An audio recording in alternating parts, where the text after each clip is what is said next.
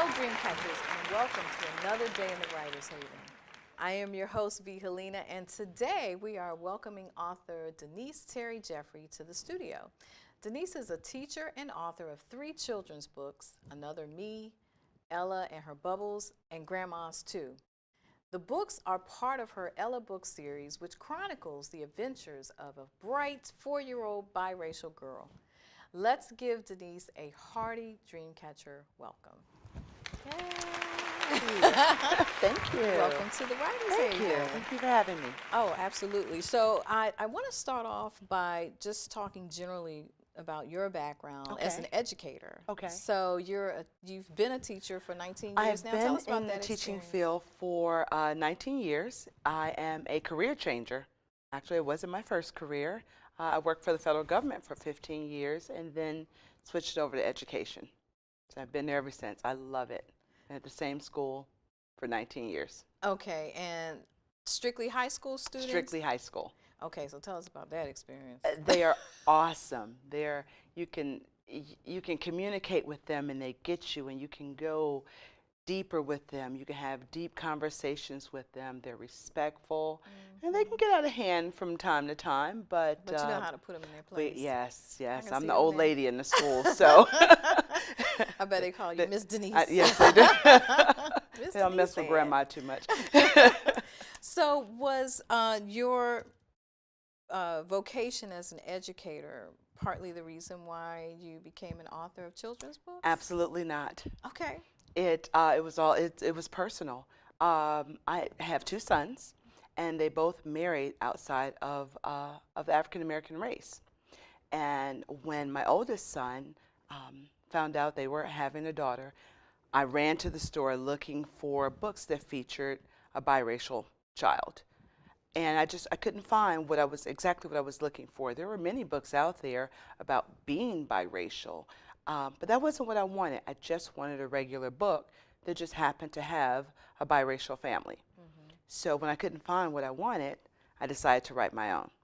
Okay, that's inspiring. So what is your process in writing children's books? And you're actually our first children's book author. Wonderful. And so I want to sponge as much information off of Wonderful. you as I can. So what is that process look well, like? How do you for engage? me, with this series, it was a 6-step process. First, I had to get the idea. So the idea in my head that, I could write my own book if I can't find what it is I'm looking for. So just having that idea planned in my head, that was the first step.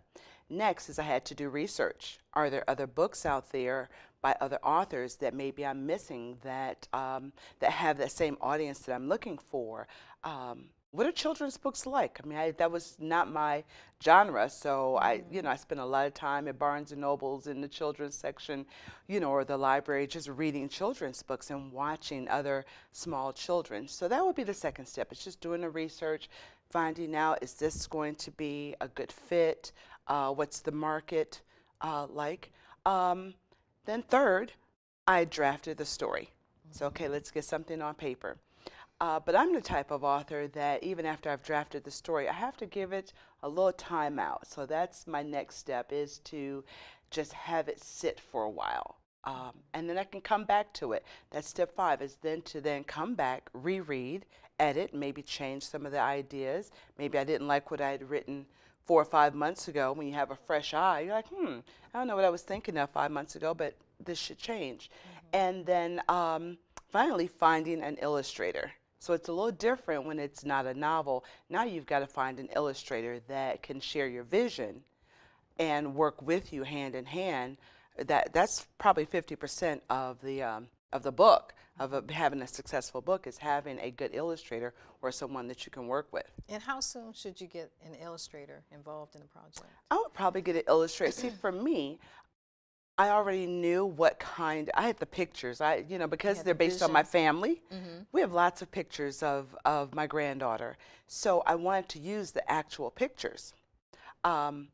So I didn't really start looking for an illustrator until I had decided I want to publish this. I've edited enough. I've done my research. I'm ready. Now let's find an illustrator.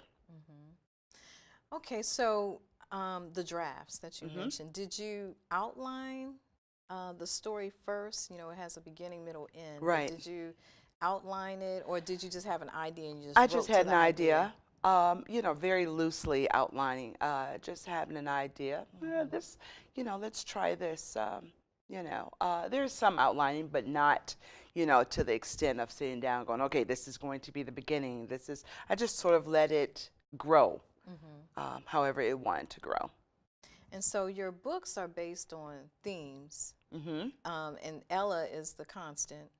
Yes, Ella is the constant. She's my oldest granddaughter. So how did you come up with what themes to write in each of the books? Well, the first book is more fiction. She was very young when I wrote the book. So, and that's about a little girl learning to blow bubbles. So she Hmm. wasn't quite yet at the stage of learning to blow bubbles.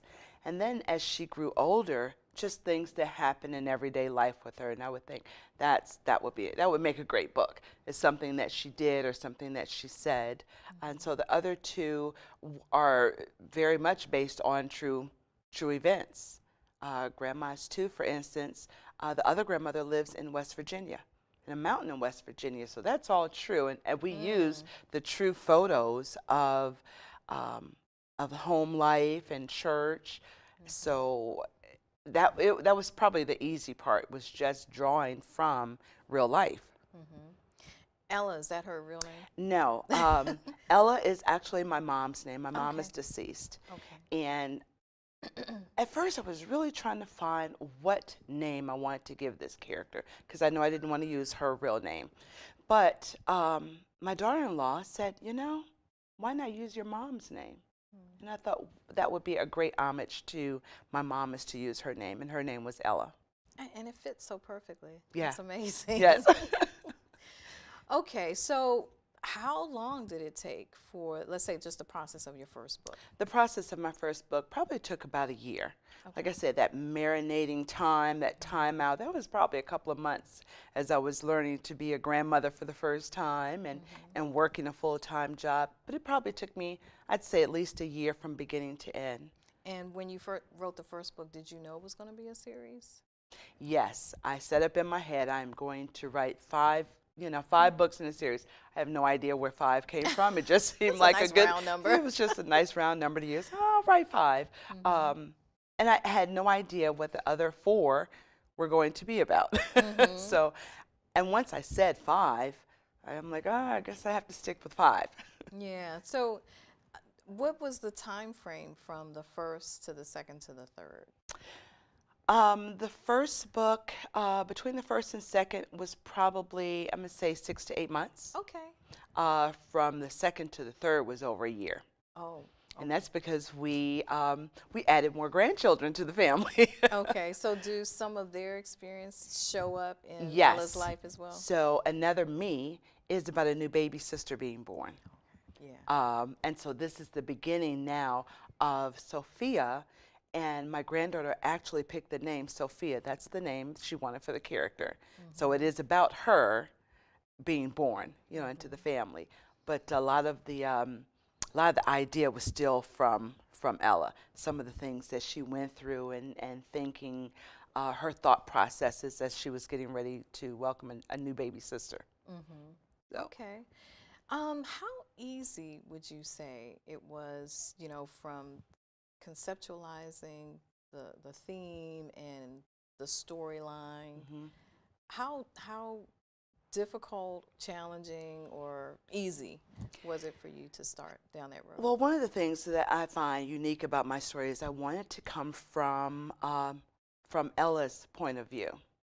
So here I Hmm. am, 50 something years old, teaching high school students, and now I'm writing from a 3 or 4 year old point of view. That Uh-huh. was a little bit more challenging than I Yeah. thought it would be because now I have to actually sit and listen to other 3 year olds or 4 year olds just to see how they think or how they speak. So that was Hmm. probably the most challenging. I don't know why I just decided that I wanted it from that point of view. Instead of telling a story, I wanted it to be a little bit more intimate, coming from the thoughts Right. of a No. 3 year old or 4 year old. And I think that's one of the things that makes the series unique, is that you're getting Absolutely. her thoughts. And it works. It Hmm. works. And that's why I asked the question. I was like, how was it challenging? Was it Yeah. easy?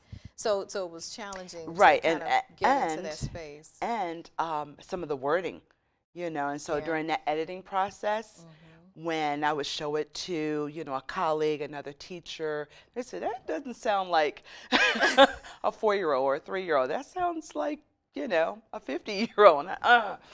So then I would have to go back and maybe change some of the wording to make it a Mm-hmm. little bit more juvenile, but then not really, not make it so juvenile that older kids couldn't appreciate the language as well.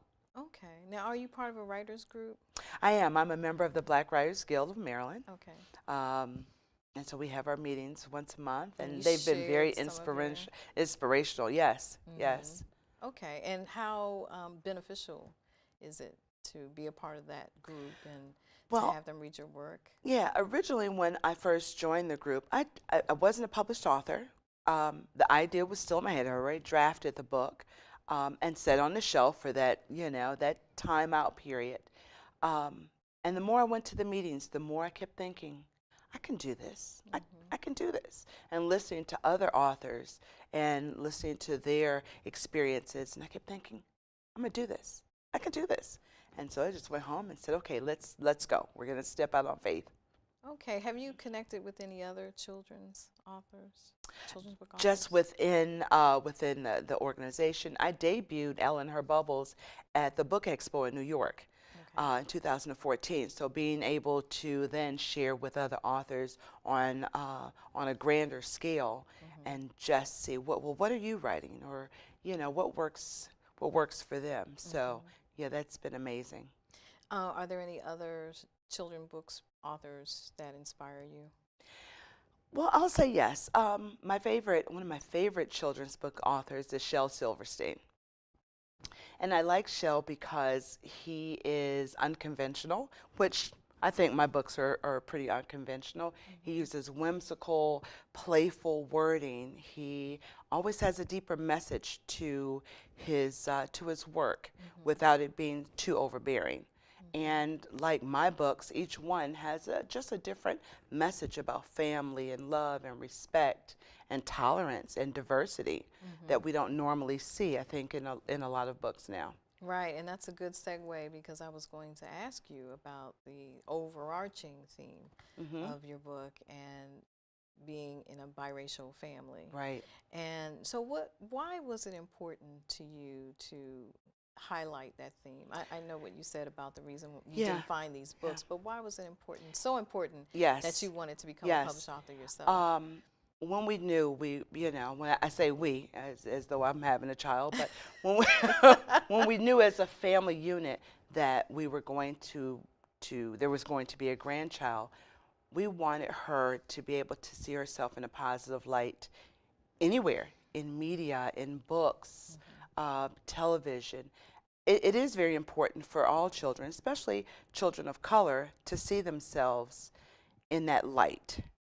Um, Being biracial of any nationality actually is the largest growing population of people right now across the world, whether it's black and white or, Indian and Asian, whatever the nationality is, Mm-hmm. it's a large growing group. And we just want to surround her with as much positivity and family love. And we decided as a family when, I said, okay, this is what I want to do. Both sides of the family came together and said, okay, let's embark on this crazy idea you have. So, self-publishing. Yes. Let's talk about that for a Okay. minute.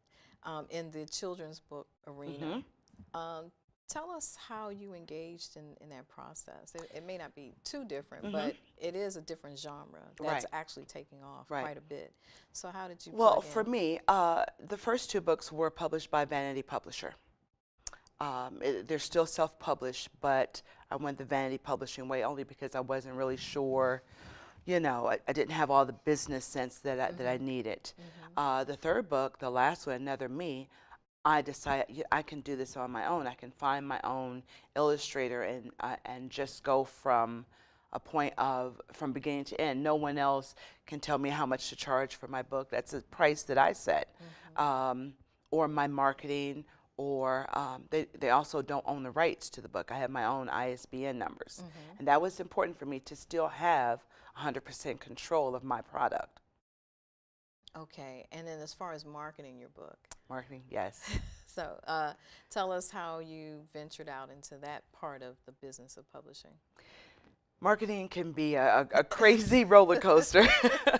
And I always tell people, when people say, where can we find your books? I'm like, the trunk of my car, my living room. Marketing really is about word of mouth. For, I think, a self-published author who doesn't have the luxury of having a marketing department. I am my own marketing department. So however I can get it out to the public, speaking to, other teachers who have young children. I'm like, here, you need to buy my book. Right. And word of mouth, a lot of word of mouth, or instances like this where I'm being interviewed and just really pushing as hard as I can, always being ready to talk about my book What about to other social people. media? Yes, I am on social media. I'm on Twitter as well as Facebook. So every time, like, for instance, this interview, I will, advertise, hey, you have to watch Writers Haven and, see me there. So yes, I have over 1,000 followers on Twitter, and I use social media as much as I possibly can. Okay. Okay. So to anyone that is looking to write a children's book, and let's say they have an idea, but they haven't quite launched, what advice would you give them? Research. Research is just as important as reading. You have to read other authors' books. You have to, go to the library and sit there and figure out where do you fit. A wise person once told me, you go to the library or you go to the media center or a bookstore and you find that spot on the shelf that you think your book would fit, and then go about getting your book in that spot. Reading. You just have to read a lot, and finding a good illustrator, someone that shares your vision, someone that has a great portfolio. And I was lucky enough to, be recommended a great illustrator. And we just talked before, I shared any photos with her. Just wanted to make sure that we would be a compatible, Yeah, that's a important. compatible team. And that's probably the key. Can we talk about that a little bit more? Because I want to make sure I understand that. So the illustrator is really kind of a co-writer or partner Yes. in the process. Yes. So you've written the story already. Have you had an instance with your 3 books where the illustrator may have had a different vision of? Okay, and how did you handle that? This last time, and she asked right up front, she says, I know, that you have pictures in your head or, photos, but do you mind if I take a little creative license? And I said, sure, let's go. Let's see what, I gave her the script. So she had the manuscript, and I let her just be as creative as she could. And then we just sort of collaborated. I'm like, okay, add more of this. Take less of that out. I don't like the dress color, or, there are certain nuances about the book that pertain only to my family. Like, for instance, in Grandma's 2, the address of my house when she comes to visit is my mother's birth date. So there are lots of little nuances that I got to, sort of add in and say, oh, let's try this. So it really is a give and take. There are lots of emails, lots of sharing of ideas. But I gave her that opportunity. Even though I was paying her, I still gave her the opportunity to hone her craft as an illustrator. Maybe she has a better thought or an idea. That was not my forte. Was illustration. So I let her have as much freedom as she could.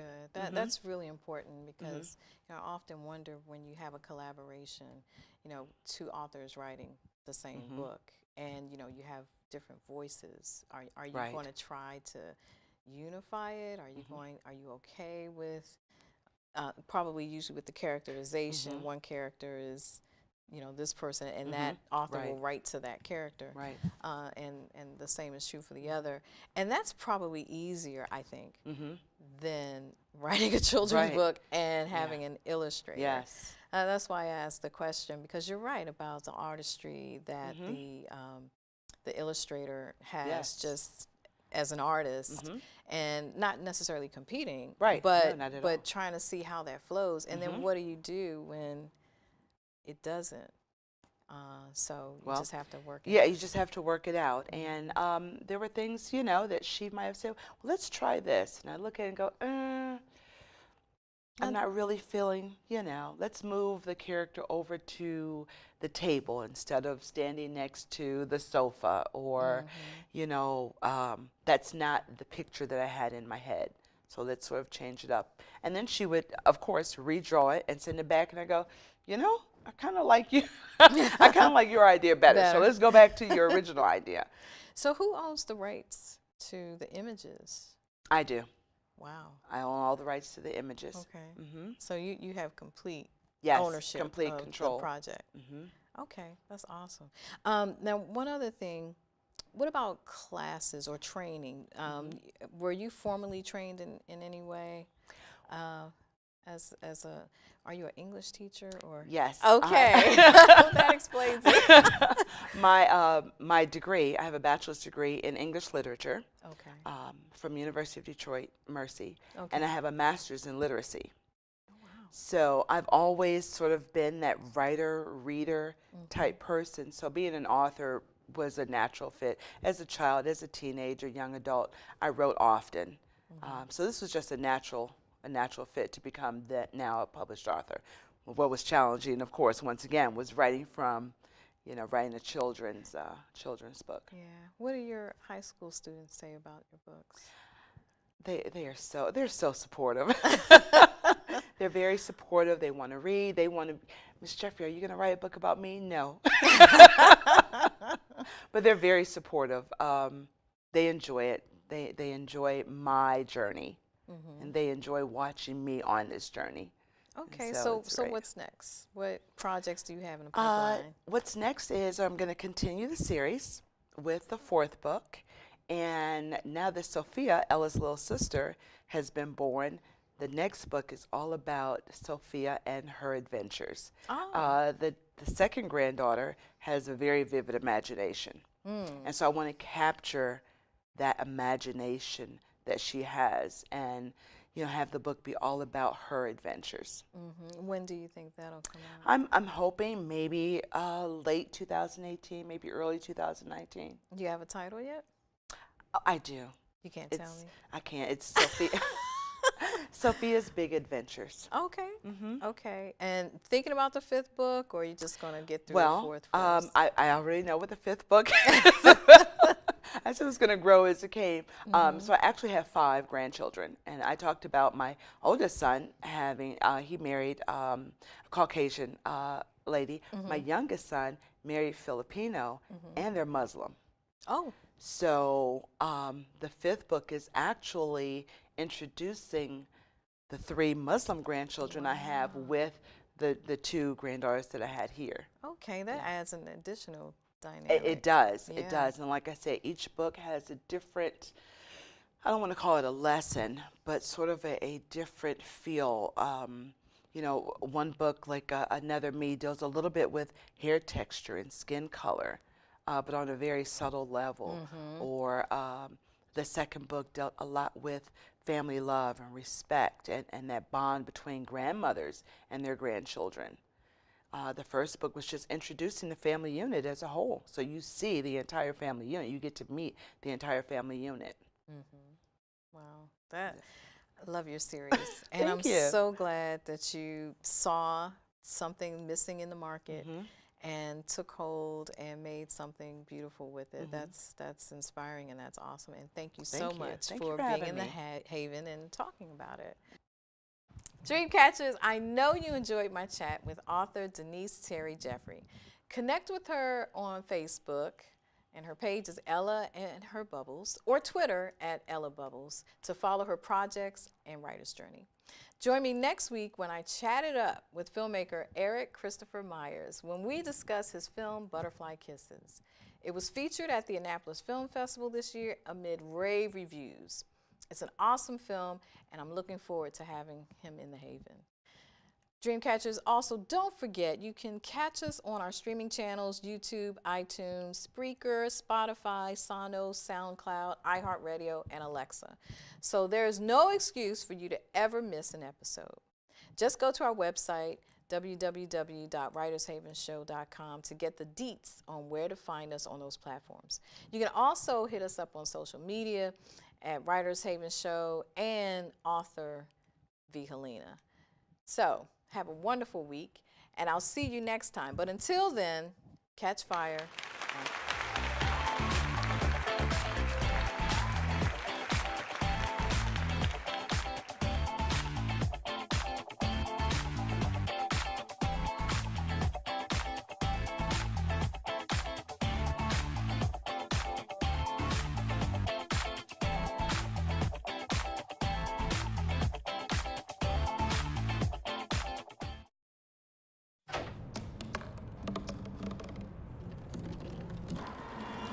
Everybody has a dream.